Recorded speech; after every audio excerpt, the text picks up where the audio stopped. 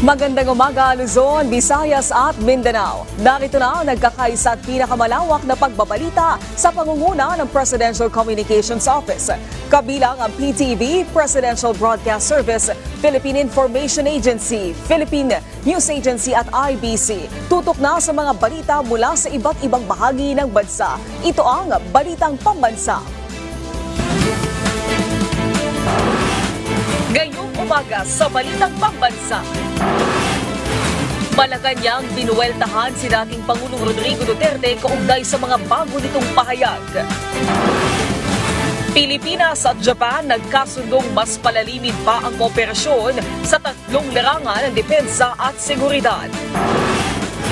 Presidential Anti-Organized Crime Commission o PAOK nagsampa na ng reklamong qualified human trafficking laban sa 20 dayuhang sangkot umano sa malapogo na operasyon sa Parañaque City. Mga kandidato ng administrasyon, patuloy ang panunuyo sa mga botante sa probinsya. At gusto niyo bang magtrabaho abroad? Punta na sa OFW Bagong Pilipinas Serbisyo Caravan sa Pampanga. Sa detalye ng mga balita, pinalaga ng Malacanang at tinawag na budol si dating Pangulong Rodrigo Duterte kaugnay sa aligasyon nito laban kay Pangulong Ferdinand R. Marcos Jr. Si Clazel Pardilla ng PTV sa Balitang Pambansa. Saan pa ba ang ating i-expect sa dating Pangulong Duterte? Gumawa ng intriga, magplanta ng ebidensya. Buwelta yan ng Malacanang sa mga patutsyada ni dating Pangulong Rodrigo Duterte laban kay Pangulong Ferdinand R. Marcos Jr. Isa-isang sinagot ng palasyo ang mga aligasyon ni Duterte kay Pangulong Marcos sa ginawang campaign rally sa Mandaue City nitong Sabado. Kabilang dyan ang akusasyon ng dating presidente na hindi umano bababa sa pwesto si Pangulong Marcos sa oras na makumpleto ang kanyang termino at magdideklara ng martial law. Anong ebidensya? Paano mapapatunayan? Hindi tayo pwedeng maniwala sa mga pang-iintriga lamang na walang ebidensya. Makikita natin ang paninira nila sa pamahalaan at sa Pangulo. So alam na natin kung saan ang punta nila. Gusto nila ulit makuha ang power, ang authority. Una nang iginiit ni Executive Secretary Lucas Bersamin na imbento lang ni Duterte ang issue. Panibagong budol daw yan sa taong factory ng fake news. Nanindigan ng administrasyon na poprotektahan ng konstitusyon, susundin ang saligang batas at rerespetuhin ang karapatan ng taong bayan. Sa isang pahayag, ipinagtanggol din ni Senate President Francis Escudero si Pangulong Marcos. Ang mga pahayag ni Duterte, taliwas daw sa ugali at prinsipyo ni Pangulong Marcos. Sinagot din ng Malacanang sa tanong ang bintang ni Duterte ng pagnanakaw at pagbibenta umano ng pamilya Marcos ng mga reserbang ginto kaya humina ang piso kontra dolyar. Joke daw ba ito o pangakong napako gaya ng sinabi ni Duterte na sasakay sa jet ski patungo ng Spratly Islands para itanim ang watawat ng Pilipinas at ipaglaban ang karapatan ng bansa sa West Philippine Sea. But anyway, we will take this seriously para naman hindi magkaroon ng fake news. Ayon sa BSP, ang pagbebenta ng gold is just a regular activity. How? Why? To pump up the economy.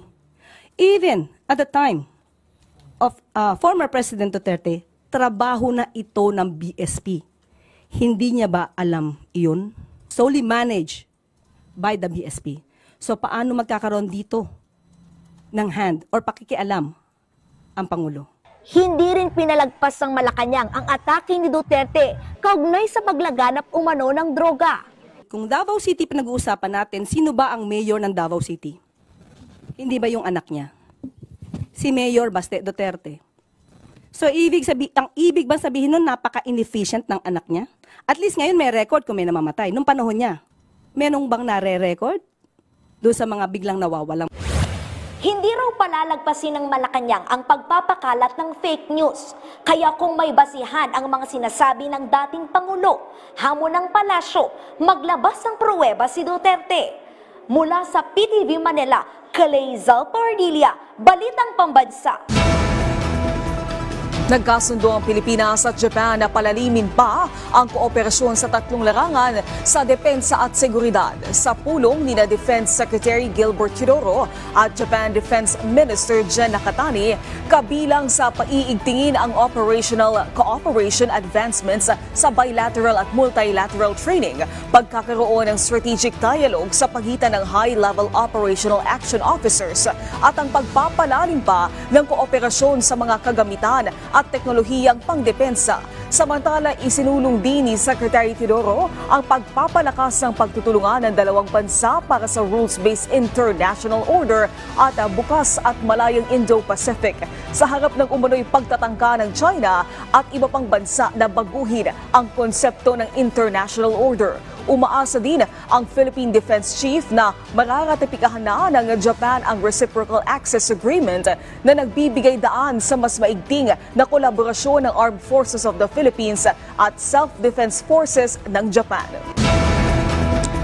Pinalakas pa ng Pilipinas at ng Palau ang kanilang kooperasyon kasunod ng pagbisita ni Palau President Surangel Whips Jr. sa Malacanang.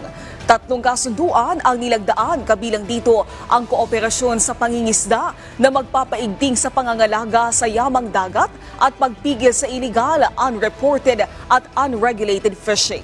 Pinagtibay din ang diplomatic note para sa study visit ng nakapalit sa mga training institutions at research facilities ng Pilipinas.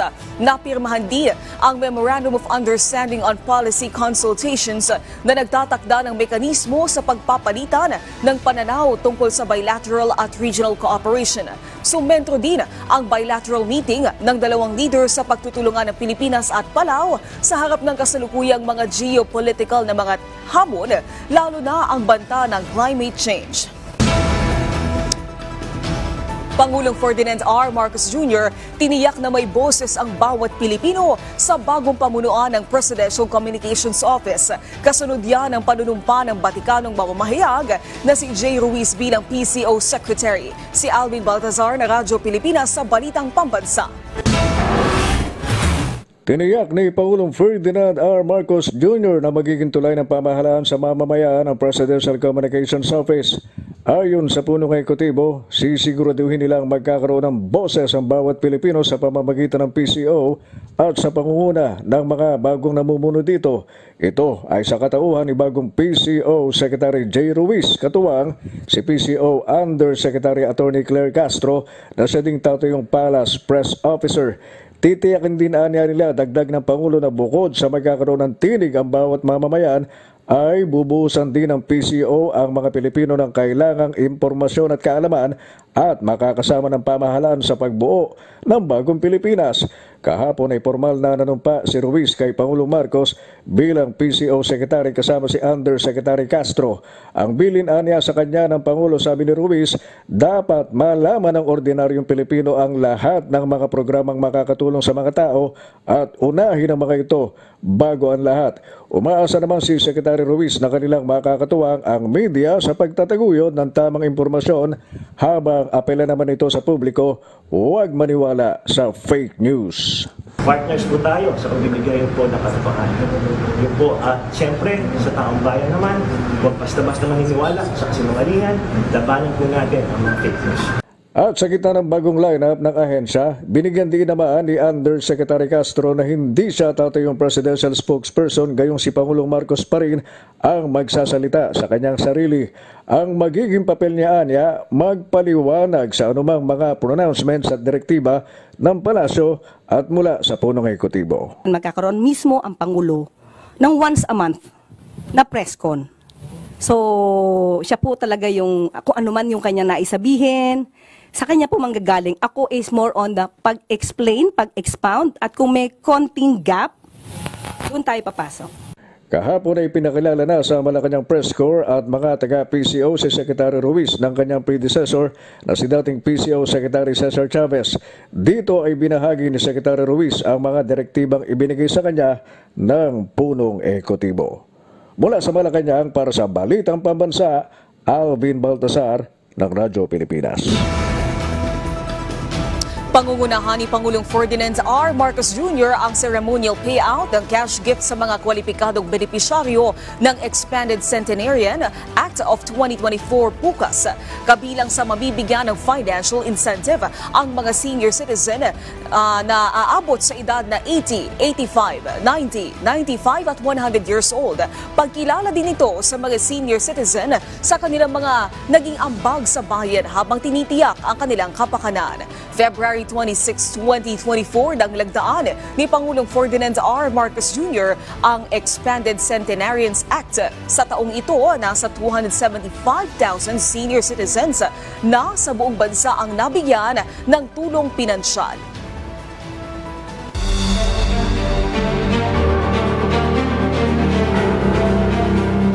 Nag-ikot sa Bataan ang mga pambato ng Partido Federal ng Pilipinas sa pagkasenador. Una dito sina Senate Majority Leader Francis Tolentino, dating Senador Manny Pacquiao at dating DILG Secretary Benhur Abalos. Nagpaabot naman ng suporta sa kanila ang mga lokal na opisyal ng lalawigan. Samantala, nag-ikot din si dating Senador Manny Pacquiao sa palengke kung saan mainit siyang itinanggap. Ipinangako ni Pacquiao ang pabahay, kabuhayan at suporta sa mahihirap. Sa ngayon, tuloy-tuloy ang pag-iikot ng mga kandidato sa pagkasenador ng Alyansa para sa Bagong Pilipinas upang ibahagi ang kanilang plataporma at plano para sa bansa. Sa Biyernes, February 28, naghahanda na ang grupo para sa gagawin nilang pangangampanya sa San Jose del Monte, Bulacan.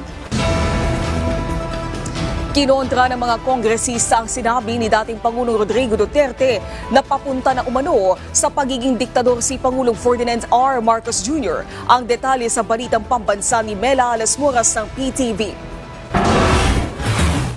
Pumalag ang mga kongresista sa banat ni dating Pangulong Rodrigo Duterte na papunta na umano sa pagiging diktador si Pangulong Ferdinand R. Marcos Jr. Ayon kay House Deputy Majority Leader Paulo Ortega, puro fake news lang naman umano ang inilalabas ng kampo ni Duterte. Imbes na manira at magpakalat ng maling impormasyon, dapat ay magpaliwanag na lang daw sila sa mga isyong kinasasangkutan nila.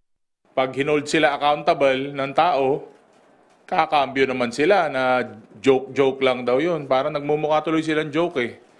So, ewan ko, parang ano bang tawag mo doon sa hari na father faker? Father ng mga fake news, ganun, mother faker. Hindi ko alam kung paano tatawag natin sa kanila. Father faker, mother faker, o anong tawag sa mga anak nila? Fakerist? Kapwa naman iginiit ni na House Assistant Majority Leader Sia Alonto Adjong at Ernix Dionisio na kung tutuusin, kabaliktaran nga ng pagiging diktador ang katangian ng presidente. Mula sa kanyang panunungkulan hanggang sa pagtugon sa mga isyu, nananatili raw kasi ang kabaitan at diplomasya ng Pangulo. Diktador ba yung minumura ka? Ang tatay mo sinasabi kung ano-ano tatanggalin, i-exhume, tapos itatapon sa West Philippine Sea. Itathreaten ang buhay mo, itathreaten ang wife mo, itathreaten ang Speaker of the House, ang nagkapinsan mo. Tas every time nagkakaroon sila ng rally, ang pinakapunto nila isirain yung isang pagkatao. Hindi lang yung polisiya, pero yung pagkatao ng isang individual tulad ni President Bongbong Marcos. Tapos wala siyang ginagawa directly. He has all the power at his disposal and yet he has doing nothing. In fact, ang mga response niya is so diplomatic. Karakteristik ba yun ng isang diktador? I don't think so. Sa mga recent presidents ng bansa natin, I could easily say na si Pangulong Bongbong Marcos yata yung isa sa pinakamabait na eh. It's very far from being a dictator. Kasabay nito, pinuri ng mga kongresista ang mga inisyatibo ng administrasyon para mas mapagbuti pa ang estado ng Pilipinas. Patunay nila ng mahusay na hakbang ng pamahalaan ang tuluyang pagkakaalis ng Pilipinas sa gray list ng Financial Action Task Force o FATF. Sa isang pahayag, iginalugod din ni House Speaker Martin Romualdez ang pagpapalawak ng benepisyong hatid ng PhilHealth, partikular na ang pagsasali nila sa kanilang benefit packages ng outpatient emergency care at pagtataas pa ng case rate packages para sa critical illnesses. Pagtitiyak ng mga kongresista, kaisa sila ng administrasyon sa paghahatid ng mas magandang buhay para sa mga Pilipino. Mula sa PTV, Mela Alasmuras para sa Balitang Pambansa.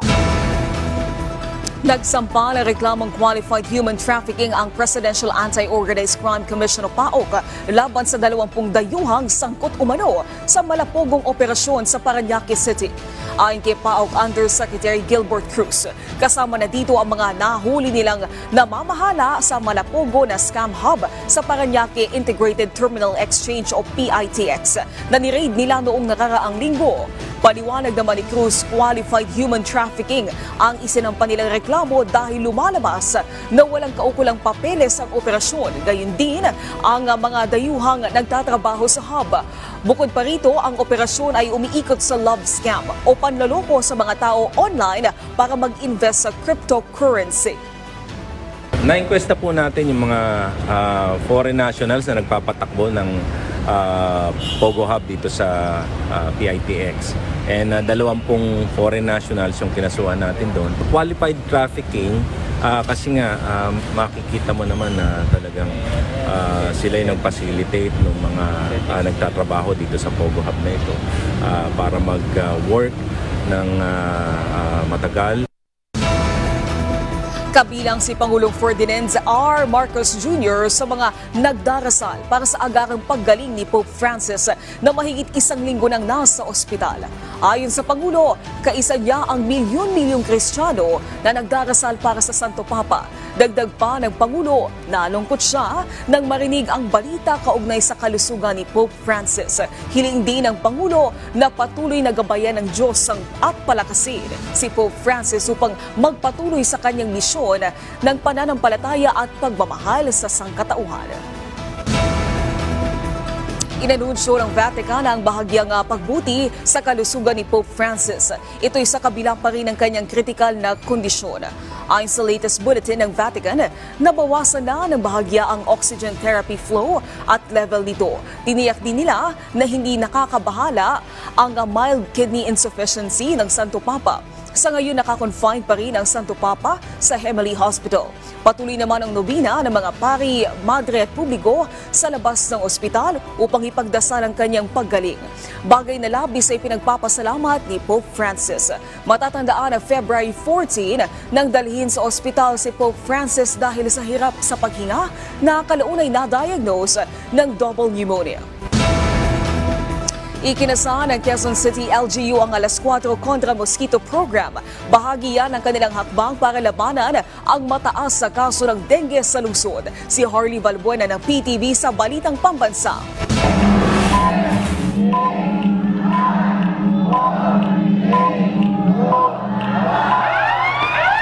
Binuksan na ang Alas 4 kontra mosquito program ng Department of Health sa Quezon City. Ito ang kampanya para sirain o ma-eliminate ang mga breeding site ng lamok. Kaya naman pinangunahan ni Health Secretary Ted Herbosa at Quezon City Mayor Joy Belmonte ang pagwawali sa Barangay Batasan Hills. Gustong ipakita ng dalawang opisyal ang paglilinis sa mga lugar na posibleng pamugaran ng mga lamok, gaya ng mga gutter, paso at mga container ng tubig. Pumasok din sa mga bahay ang kalihim para personal na hikayati ng mga residente na makiisa sa paglaban sa dengue. Pagiging malinis sa kapaligiran, unang-una alisin yung mga bagay na pwedeng pamugaran ng lamok. Pangalawa, i-check din po palagi yung family, member of the family, kung halimbawa medyo sumama yung pakaramdam, nilagnat, or whatever, kung 2 days na, maging aware na. Sa datos ng DOH, pumalo na sa halos 44,000 ang kaso ng dengue sa bansa ngayong taon.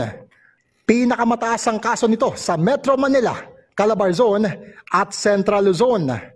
Sa Quezon City naman kung saan may dengue outbreak, 11 na ang nasawi dahil sa dengue ngayong 2025. Ang Alas 4 kontra mosquito ay sabayan ding inilunsad sa iba't ibang lugar sa bansa. Mula PTV, Harley Balbuena para sa Balitang Pambansa. Sa pamamagitan ng programa ng Department of Health, muling ipinaalala sa mga residente ng Davao City ang tamang paglilinis sa kapaligiran para iwas sakit na dengue. Para sa detalye, may Balitang Pambansa si Sheila Lisondra ng Radyo Pilipinas sa Davao. Pagpatak ng alas 4 ng hapon, sabay-sabay na naglinis ang mga residenteng yan sa Barangay Buhangin sa Davao City.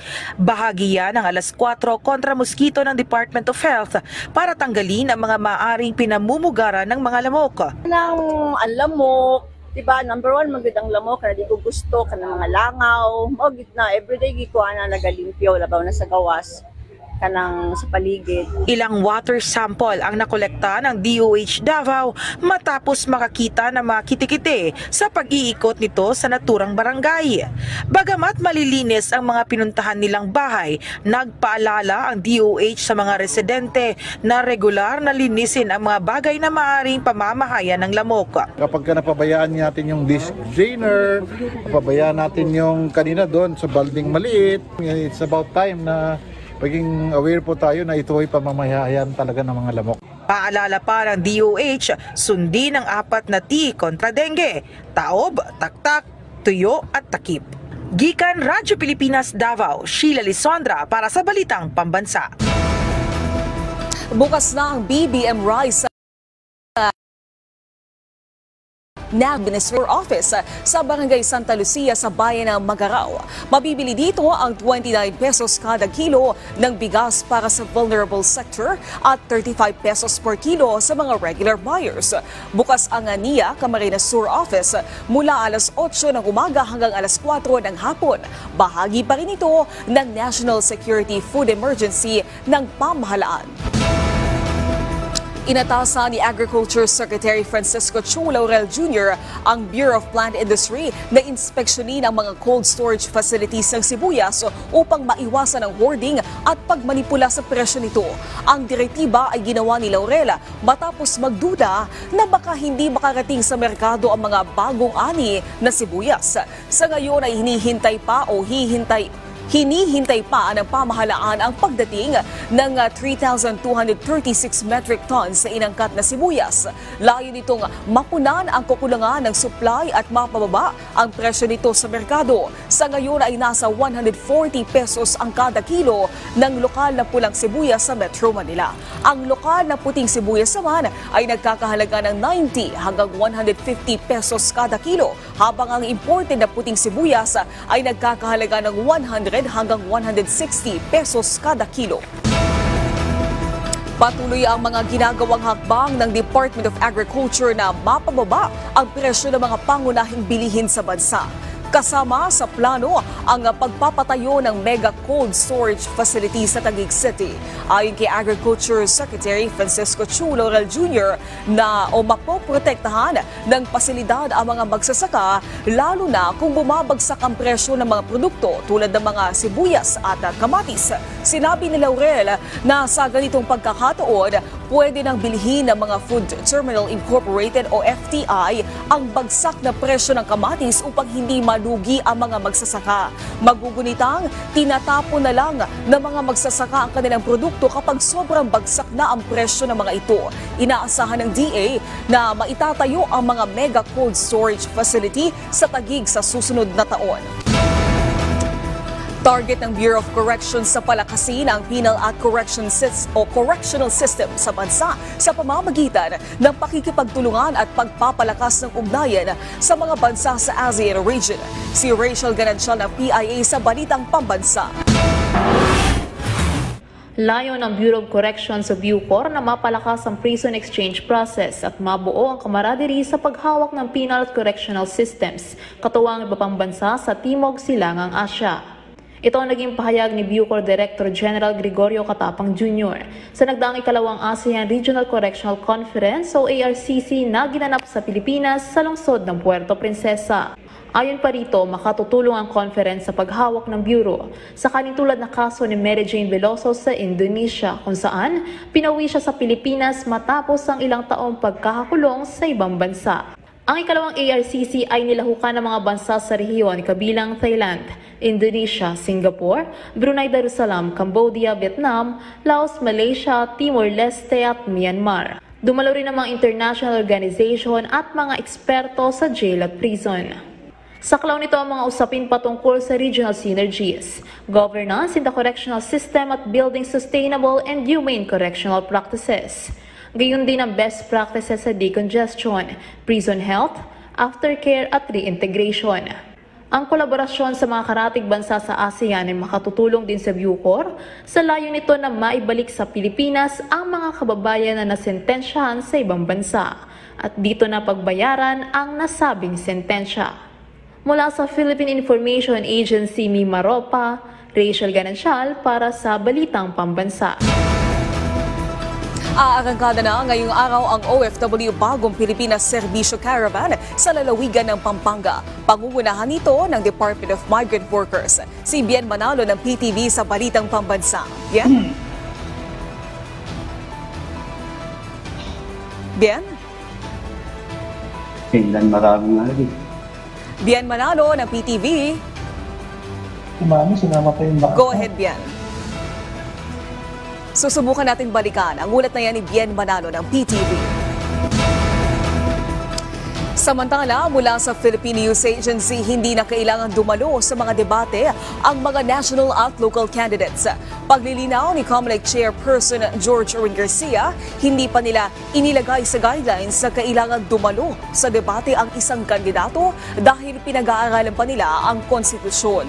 Nilinaw din ni Garcia na hindi sila mag-oorganisa ng debate para sa May 12 midterm elections. Gayunman, sinabi ni Garcia na kailangan tiyakin ng mga organizer na kailangang maimbitahan ang lahat ng kandidatong dadalo sa debate. Magugunitang inilabas ng COMELEC ang guidelines sa debate ng mga kandidato sa radyo at telebisyon noong linggo. No work, no pay policy, ito ang polisiyang ipinatupad ng Department of Labor and Employment ngayong araw, kasabay ng paggunita ng anibersaryo ng People Power. Sa bisa ng Proclamation No. 727 Series of 2024, nilinaw ng DOLE na normal o normal working day ang paiiralin kung saan hindi obligadong magbayad ng extra pay o bigyang sweldo ang mga hindi papasok sa trabaho. Maliban na lang kung may umiiral na company policy o collective bargaining agreement na nagbibigay ng benepisyong ito, habang mananatiling 100% pa rin ang kanilang arawang sahod na matatanggap ng mga empleyadong magtatrabaho ngayong araw at dagdag 25% para sa overtime. Samantala, aarangkada na ngayong araw ang OFW Bagong Pilipinas Serbisyo Caravan sa Pampanga. Pangungunahan nito ng Department of Migrant Workers. Si Bien Manalo ng PTV sa Balitang Pambansa. Bien? Yung may good news para sa ating mga kababayan gusto magtrabaho abroad. Nasa dalawang accredited Philippine Recruitment Agencies o PRT ang nakikita sa pag-arangkada ng OFW Bagong Pilipinas Serbisyo Caravan dito sa San Fernando City, Pampanga. Layunin nito na ipabot ang mga programa at serbisyo ng Department of Migrant Workers o DMW sa mga kinabuhian ng bayani sa mga bagong panahon. Ang ating malibiting na overseas Filipino workers sa kanilang pamilya dito sa Region 3. Nakaangkla ito sa direktiba ni Pangulong Ferdinand R. Marcos Jr. na protektahan ng kabakitan at karapatan ng OFW. Katuwang ng DMW ang pamahalaang pananawigan ng Pampanga. Ilan sa serbisyong hatid na ahensya ang pre-employment, welfare and legal assistance at integration program. Pagpuk din sa karaban ng paglagdas sa dalawang kasunduan. Una, ang Memorandum of Agreement sa pagitan ng DMW, Department of Labor and Employment Region 3, Region 3 at Provincial Government ng Pampanga sa pagbibigay ng trabaho at upskilling programs sa mga OFW. At ang kasunduan sa pagitan naman ng OFW Hospital, Usay Bilingag Memorial General Hospital, DOH Region 3 at pamahalaang pananawigan ng Pampanga na magpapaigting pa sa healthcare services para sa mga OFW. Magbibigay ng financial and livelihood assistance ng DMW National Reintegration Center for OFW sa 100 benepisyaryo ng Action Fund at Livelihood Program for Overseas Reintegration. Makikita rin sa programa ang ilang ahensya ng gobyerno, kabilang ng Department of Foreign Affairs, National Bureau of Investigation at Overseas Filipino. Ngayong ihatid naman ng Overseas Workers Welfare Administration o OWA ang fun and exciting games sa kanilang OWA Hour. Maya-maya lamang ay magsisimula na rin ang programa na tatagal hanggang alas 4 ng hapon. Balik sa iyo, Naomi. Maraming salamat, Bien Manalo ng PTV. Samantala, mula sa sinisiguro ng bagong talagang Department of Transportation Secretary Vince Dizon na ipagpapatuloy ng kanilang ahensya mga kasalukuyang proyektong pagtransportasyon. Sa isang pahayag ni Dizon, sa susi umano ang pagpapatuloy ng proyekto para makumpleto ito sa tamang panahon na magiging malaking tulong para sa mga mananakay. Kabilang sa mga siniguro ni Dizon ang mga malalaking proyekto gaya ng North-South Commuter Railway o NSCR, Metro Manila Subway, pagsasapribado ng paliparan sa mga rehiyon, kasama ang EDSA Busway at marami pang iba. Samantala, pinagmalaki pa ni Dizon ang mga nagawa ng dating DOTR Secretary Jaime Bautista gaya ng pagsasapribado ng mga paliparan tulad ng Ninoy Aquino International Airport o NAIA, Naguindingan Airport at Bohol Panglao International Airport. Laking ginhawa sa mga residente ng Curimaao sa Ilocos Norte ang Doctor to the Barrio program ng kanilang LGU. Bukod sa mga doktor na ang lumalapit, may libreng gamot panghandog. Si Jude Pipita ng Radyo Pilipinas Lawag para sa Balitang Pambansa. Malaking talagang tulong sa amin yung programa ng LGU RHU. Laking pasasalamat ni Nanay Belinda sa programang Doctor to the Barrio ng Department of Health sa Curimaao, Ilocos Norte. Bukod kasi sa malayo ang mga hospital sa barangay Anggapang Norte, masyado ring malaki ang kanyang pamasahe. Dahil sa naturang programa, regular na ang check-up niya, may libreng gamot pang kasama. Bukod sa libreng konsultasyon, patuloy rin ang libreng bakuna laban pneumonia at kontra trangkaso ng LGU Curimaao para sa mga senior citizen. Tiniyak naman ni Curimaao Doctor to the Barrio Adelio Fidelfio Abad na magpapatuloy ang mga serbisyong medikal sa mga residente nito. Alinsunod yan sa direktiba ni Pangulong Ferdinand Marcos Jr. na pangalagaan ang kalusugan ng mga Pilipino. Ipapangako ko na until matapos po yung DTTB program, hindi ko ipagpapatuloy ko yung in-start ko na goal, in-start ko na strategies with the serbisyo salon at barangay caravan. Mula PBS Radyo Pilipinas Lawag, Jude Pitpitan para sa Balitang Pambansa. Samantala, abangan sa Bagong Pilipinas ngayon ang panayam kay Halal Program Manager Alim Siddiqui Giapal. Kanyang ilalatag ang iba't ibang programa at proyekto ng ahensya. Mamaya na yung 12:30 ng tanghali, kaya tutok lang dito sa inyong pambansang TV, ang PTV. Maraming salamat sa pagsama sa amin ngayong umaga. Tumutok muli sa ating programa mamayang alas 12 ng tanghali kasama ang buong puwersa ng Presidential Communications Office. Ito ang nagkakaisang puwersa ng pagbabalita mula sa PTV. Ako si Naomi Tiburcio. Ito ang Balitang Pambansa.